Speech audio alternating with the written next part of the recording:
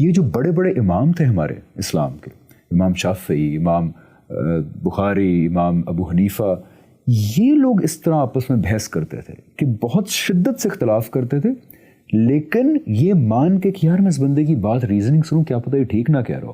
تو اللہ تعالیٰ کو بھی یہی رویہ مطلوب ہے. ہمارے بڑے بڑے اماموں نے بھی یہی رویہ اپنایا، رات دن کے ڈبیٹ مناظرہ کہ آج تو میں اس کو غلط ثابت کر کے ہی جاؤں گا، آج تو میں اس کو نیچا دکھا کے ہی جاؤں گا. تو یہ کتنا امپورٹنٹ ہے کہ ہم یہ رویہ اپنائیں، ورنہ یہ جو بظاہر نظر آتا ہے کہ اسلامی دنیا میں ایک اسٹیگنیشن ہے تھاٹ کی اور ایک نفرت کا رویہ ہے، جو جب امید آتی ہے کہ تھوڑا نیچے جا رہا ہے وہ پھر کوئی ایسا واقعہ ہو جاتا ہے کہ لگتا ہے کہ نہیں، نفرت ہی ابھی ڈومینیٹ کر رہی ہے اسلامی دنیا، خاص طور پر پاکستان کے لینڈسکیپ کو جو اسلام کے حوالے سے ہے. تو کتنا امپورٹنٹ ہے کہ ہم اس مناظرے ڈبیٹ رویے کو سائڈ پہ کریں اور ڈسکس کریں، یہ مانتے ہیں کہ یار شاید یہ بندہ ٹھیک بھی ہو سکتا ہے. بڑی اہم بات ہے یہ.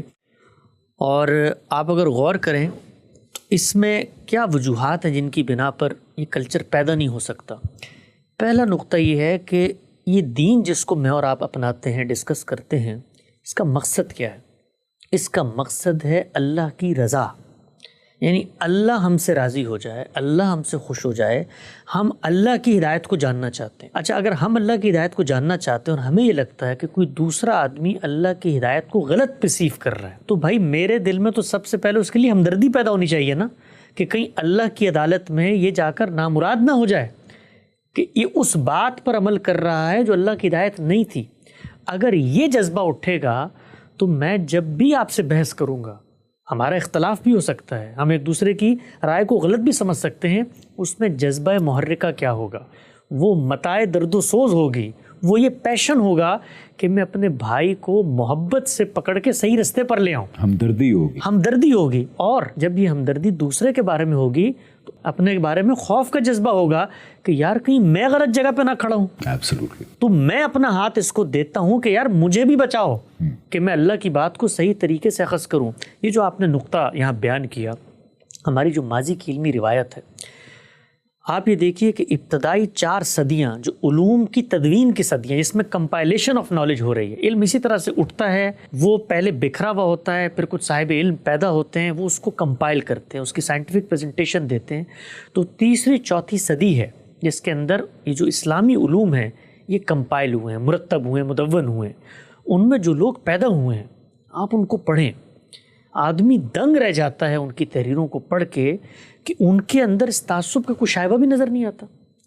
یعنی میں آپ کو دلچسپ بات بتاؤں، امام ابو حنیفہ ہمارے یہاں بہت چونکہ مشہور ہیں، لوگ ان سے ریلیٹ کرتے ہیں. امام صاحب کی جو مجلس ہوتی تھی اس میں لا تعداد شاگرد بیٹھے ہوتے تھے اور ان سے اختلاف کر رہے ہوتے تھے. آج کے دور میں جو فقہ حنفی آپ کے سامنے آپ کے ہاتھوں میں ہے نا، اس کے بارے میں محقق علماء کا یہ کہنا ہے کہ 80% آراء اس میں ایسی ہیں جو امام صاحب کی رائے کے خلاف تھی. واو. یعنی ان کا جو ٹریڈیشن پیدا ہوا، جو شاگرد پیدا ہوئے، انہوں نے اپنے استاد سے اختلاف کیا. آج کل تو گناہ کبیرہ سمجھا جاتا ہے کہ کوئی شاگرد اپنے استاد سے ڈس ایگری کر جائے. یعنی سمجھا جاتا ہے کہ پوری جو فقہ حنفی ہے وہ آسمان سے اسی طرح نازل ہو گئی تھی. لیکن آپ اگر حقیقت کا جائزہ لیں تو بڑی روشن، بڑی تابندہ، بڑی جاویداں، بڑی زندہ روایت، ایسی روایت کہ جس کے اندر روز لوگ نقطہ نظر کا اختلاف کر رہے ہیں. کوئی کسی پہ کفر کے فتوے نہیں دے رہا، کوئی کسی کی نیت محرکات پہ حملہ آور نہیں ہو رہا. یہ بات ٹھیک ہے کہ اس کے بعد مسلمانوں کے اندر جمہود کا ایک رویہ پیدا ہوا اور اب صدیاں اس پر بیت گئی ہیں. تو اب جب ہم لوگوں کو توجہ دلاتے ہیں کہ بھائی یہ جو ہم پر تم لوگ ایک چارج شیٹ بناتے ہو کہ انہوں نے پورا دین ہی بگاڑ دیا ہے، تو اس میں سے 80% آ رہا تو پچھلے لوگ بھی کہتے تھے، تو وہ اس سے واقف ہی نہیں ہوتے کہ بھائی یہ چیز بھی ان کے یہاں موجود تھی. اور اس پہ میں ایک دلچسپ لطیفہ آپ کو سنا دوں، پھر پروگرام کو یہاں پہ خاتمہ کرتا ہوں. کہ ایک زمانے میں ایک بڑے عالم تھے راولپنڈی میں، وہ کلاس کے اندر درس دے رہے تھے. تو درس دیتے ہوئے انہوں نے اس زمانے کے ایک دوسرے بڑے عالم کے بارے میں کہا کہ اس گمراہ اور اس فتنہ آدمی نے اس آیت کی یہ تفسیر بیان کی ہے. تو شاگردوں کے اندر ایک ذہین شاگرد بیٹھا ہوا تھا جو بہت وسیع المطالعہ تھا. اس نے کھڑے ہو کے کہا، اس نے کہا استاد جی یہ جو رائے آپ بیان کر رہے ہیں اس فتنے کی طرف منسوب کر کے، یہ رائے تو ہمارے اکابر نے بھی دی ہے.